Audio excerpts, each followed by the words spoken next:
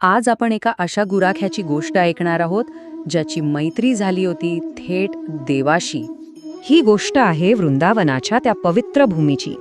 एक अशी कथा जी आपल्याला सांगते की खरी अगाध श्रद्धा तिच्यात किती प्रचंड ताकद असू शकते.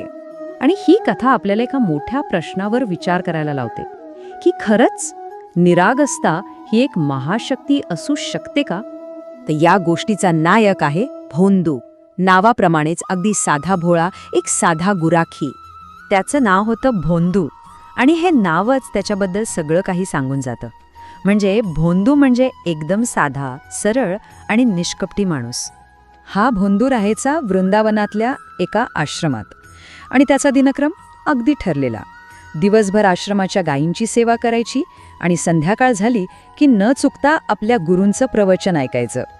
आणि मग असंच एके दिवशी गुरूंच्या एका प्रवचनानं त्याच्या साध्या मनात एक अशी ज्योत पेटवली जी एका मोठ्या शोधाची सुरुवात ठरणार होती. गुरुजी प्रवचनात सांगत होते की भांडीरवनात भगवान श्रीकृष्ण आपल्या गायी चारतायत. फक्त ही एक ओळ भोंदूच्या काळजाला जाऊन भिडली. गुरुजींनी श्रीकृष्णाचं वर्णनही इतकं सुंदर केलं होतं. डोक्यावर मोरपंखी मुकुट, गळ्यात वैजयंती फुलांची माळ, कानावर पडणारी मधुर बासरी आणि चंदनासारखा मनमोहक सुगंध. आता गुरुजी बोलत होते द्वापर युगाबद्दल. पण भोंदूला काय वाटलं? त्याला वाटलं हे सगळं आत्ता घडतंय, ह्या क्षणी. त्याच्या डोक्यात लगेच विचार आला, अरे मी पण तर भांडीरवणातच गायी चारतो, मग मला कसे नाही भेटले ते?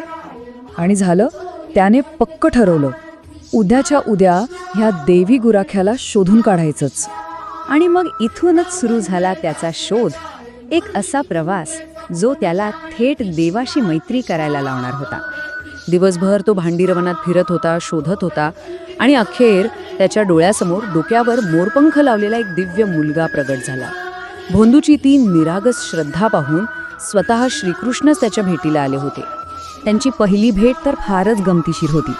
श्रीकृष्णाने त्याला विचारलं, अरे तुझं नाव काय? भोंदू म्हणाला, माझं नाव भोंदू. आता हे नाव ऐकून श्रीकृष्णाला हसू आवरेना. त्यांना त्याच्या त्या साधेपणात एक वेगळीच आपुलकी जाणवली. आणि मग श्रीकृष्णाने त्यांच्या मैत्रीचं किती गोड कारण दिलं पहा. ते म्हणाले, अरे तू गायी चारतोस, मी पण गायी चारतो. तू लोणी काढतोस, मी ते खातो. तुझं नाव भोंदू म्हणजे साधा आणि मी पण तसाच साधा आहे. मग झाली की नाही आपली मैत्री पक्की? पण या नवीन मैत्रीमुळे ना एक अनपेक्षित अडचण उभी राहिली. आता होतं काय की भोंदू रोज जेवायला फक्त 2 भाकरी घेऊन जायचा. पण मैत्री झाल्यावर दुसऱ्या दिवशी तो गेला थेट स्वयंपाक्याकडे आणि त्याने मागितल्या चक्क 6 भाकरी, 2 स्वतःसाठी आणि 4 आपल्या भुकेल्या नवीन मित्रासाठी. स्वयंपाक्याने अर्थातच नकार दिला आणि मग भोंदूला परवानगीसाठी जावं लागले थेट आपल्या गुरूंकडे. आणि याच साध्या मागणीमुळे त्याचं मोठं रहस्य गुरूंना कळून चुकलं. सुरुवातीला गुरूंना विश्वास बसेना, पण मग भोंदूने श्रीकृष्णाच्या त्या दैवी स्पर्शाचं वर्णन केलं. तो म्हणाला, गुरुजी त्यांनी माझ्या खांद्यावर हात ठेवला ना, तर जणू काही मऊ मखमली गादीच ठेवली असं वाटलं.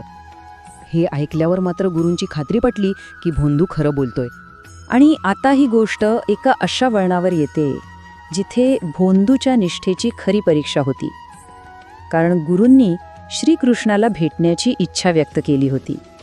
पण श्रीकृष्णाने आश्रमात यायला साफ नकार दिला. तो म्हणाला, अरे मी तुझा मित्र आहे, आपल्यात गुरूंना नको आणूस, मी फक्त तुलाच भेटणार. पण इकडे भोंदूने जी भूमिका घेतली ती अविश्वसनीय होती. तो ठामपणे म्हणाला, जर तू माझ्या गुरूंना भेटणार नाहीस तर आपली मैत्री आजपासून संपली. कारण हे भांडीरवन मला त्यांनीच दाखवले आणि माझे हे नाव हे सुद्धा त्यांनीच ठेवले. म्हणजे बघा, त्याने आपल्या दैवी मित्रापेक्षाही गुरूंना जास्त महत्त्व दिलं.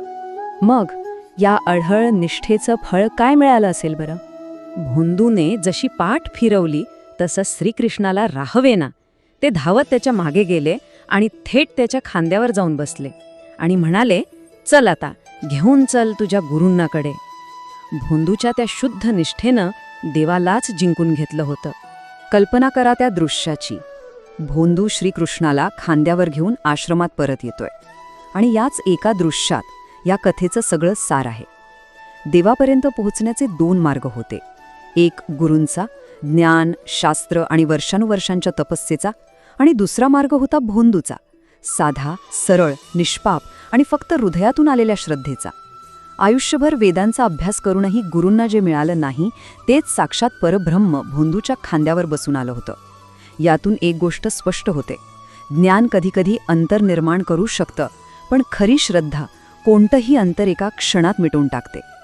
हे अविश्वसनीय दृश्य पाहून गुरुजी तर मूर्छितच झाले आणि शुद्धीवर आल्यावर त्यांनी थेट भोंदूच्या पायांना स्पर्श केला. शेवटी श्रीकृष्णाने गुरूंनाही दर्शन दिलं आणि भोंदूला त्याला त्याच्या त्या शुद्ध भक्तीचं सर्वोत्तम फळ मिळालं. श्रीकृष्ण त्याला आपल्या सोबत आपल्या दिव्य धामात कायमचे घेऊन गेले.